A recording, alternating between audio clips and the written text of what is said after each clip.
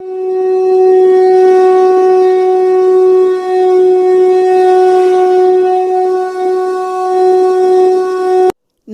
प्रिय मित्रों, मैं ज्योतिषकार कमल आप सबका हार्दिक अभिनंदन करता हूं आपके अपने इस प्यारे यूट्यूब चैनल एस्ट्रो कमल में। दोस्तों, इस संसार में शत्रु की समस्या सबसे बड़ी समस्या है।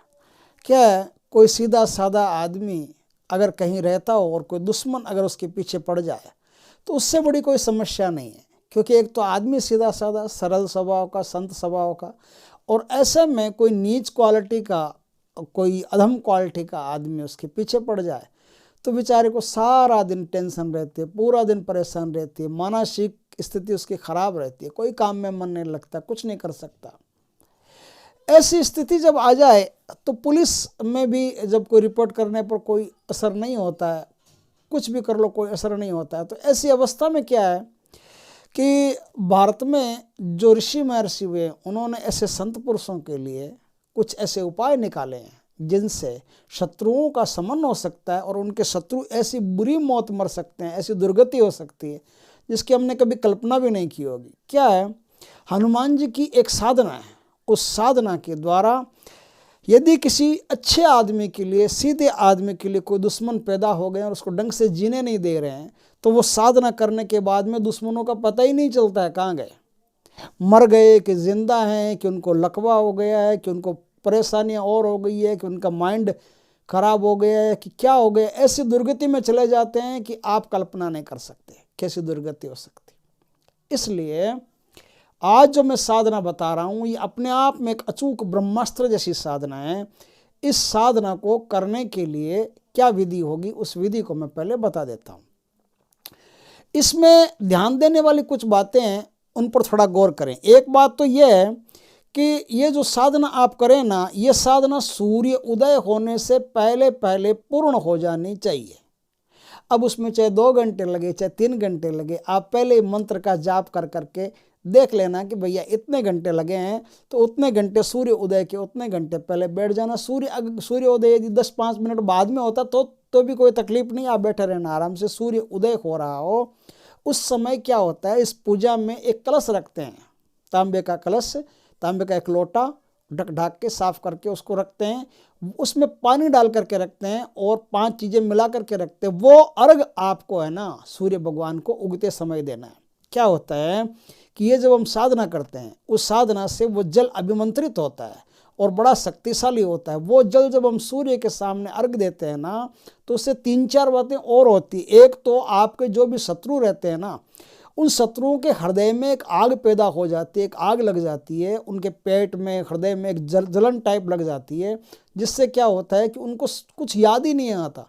उनको ये याद रहता है कि अपना इलाज कैसे कराएं, कहाँ जाएं, किससे बचे, कैसे इलाज कराएं। वो भागते फिरते रहते हैं, एकदम भयंकर विचलित हो जाते हैं और भयंकर उनके हृदय में आग लग जाती है, जैसे कोई छाले हो रखे हो, जैसे बड़े बड़े छाले हो रखे हो, ऐसा हो जाता है।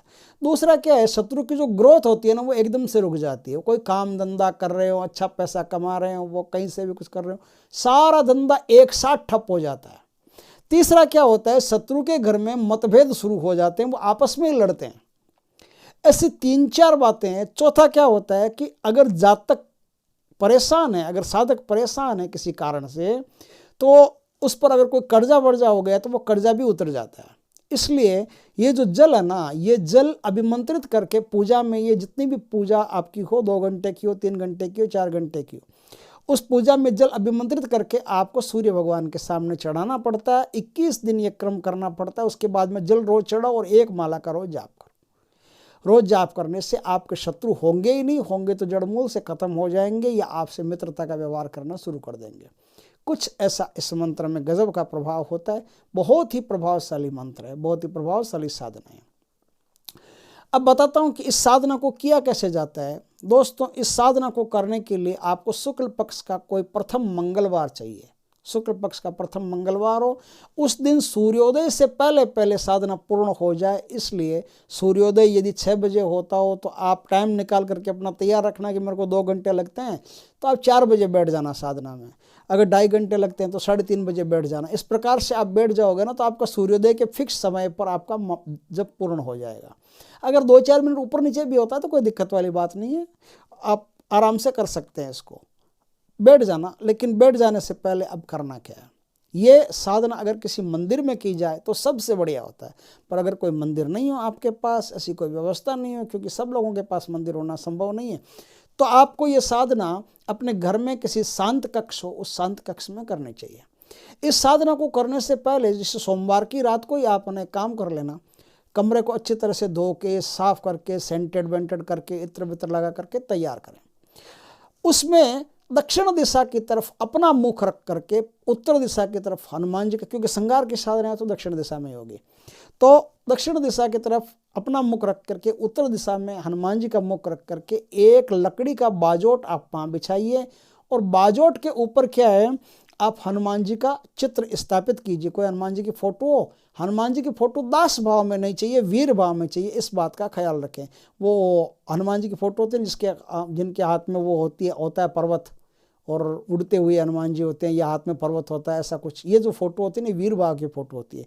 वीर भाव की फोटो ही काम कर सकती है, दास भाव की फोटो काम नहीं करती। वो कहती है सब बराबर है, भगवान सब। दास भाव की फोटो टाल देती है, वीर भाव की पूजा काम कर देती है। तो वीर भाव की हनुमान जी का चित्र वहाँ लगाइए।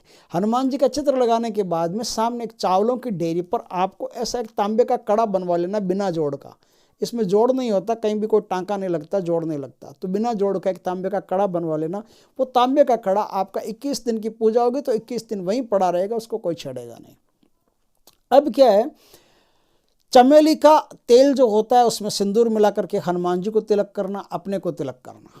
इससे जो तेल हो गया, तेल में सिंदूर मिला करके तिलक कर दिया, ये बात हो गई। अब क्या है, जल से, चावल से, चंदन से, रोली से, मोली से, जनेऊ से, लंगोट से, ये सब चीज़ें भेंट करके भगवान को जल अर्पण करके भगवान को, और भगवान की इस प्रकार से आप विधिवत पूजा कर लें। अच्छी धूप लाएं, वो धूप आपकी जलती हुई रहनी चाहिए। इसमें अगरबत्ती नहीं लाएं, धूप लाएं, ज़्यादा बढ़िया रहेगा। तो अच्छी धूप लाएं, और अगरबत्तियाँ भी ऐसी होती है जो बांस रहित होती है, जिसमें बांस नहीं आता, तो वो अगरबत्तियाँ अगर आपको मिल जाए तो वो अगरबत्तियाँ आप गुलाब की या गूगल की ले आना, वो अगरबत्तियाँ आप जला लेना, कोई दिक्कत नहीं है। अब क्या है, आपको एक धूपेड़ा चाहिए। धूपेड़ा मतलब होता है इसमें धूप करते हैं, तो वो धूपेड़ा चाहिए। उसमें कुछ जलते हुए या तो कंडे रख लें या कोयले रख लें।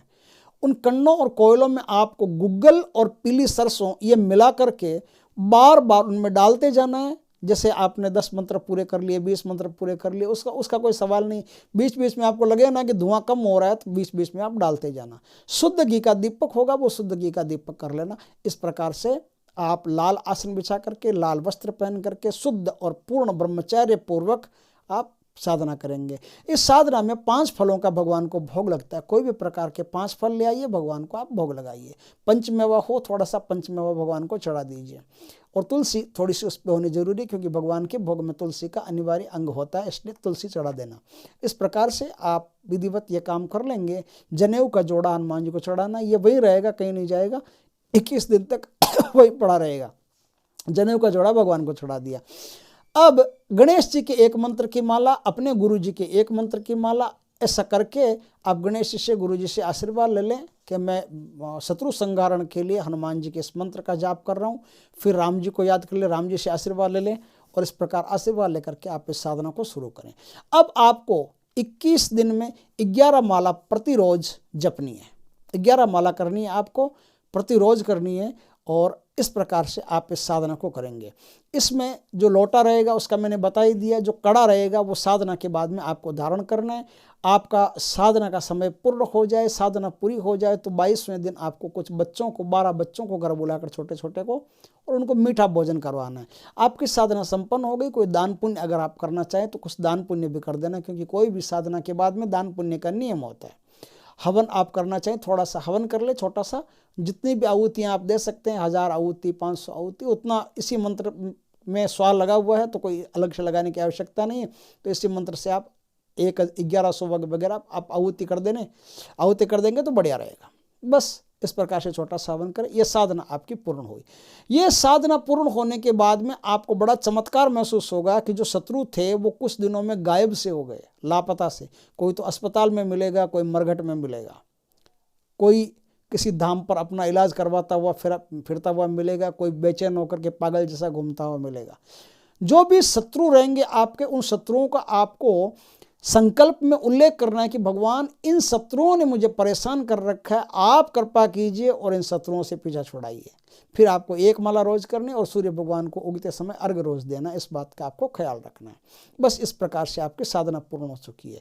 अब इस साधना में जो मंत्र काम आएगा वो बड़ा शक्तिशाली मंत्र है, वो मैं मंत्र आपको बता देता हूँ। मंत्र ओम पूर्व कपिमुखाय, ओम पूर्व कपिमुखाय पंचमुख हनुमंत, टन टन टन टन टन, 5 बार टन है ना, टन टन टन टन टन, सकल शत्रु संहारणाय स्वाहा, सकल शत्रु संहारणाय स्वाहा।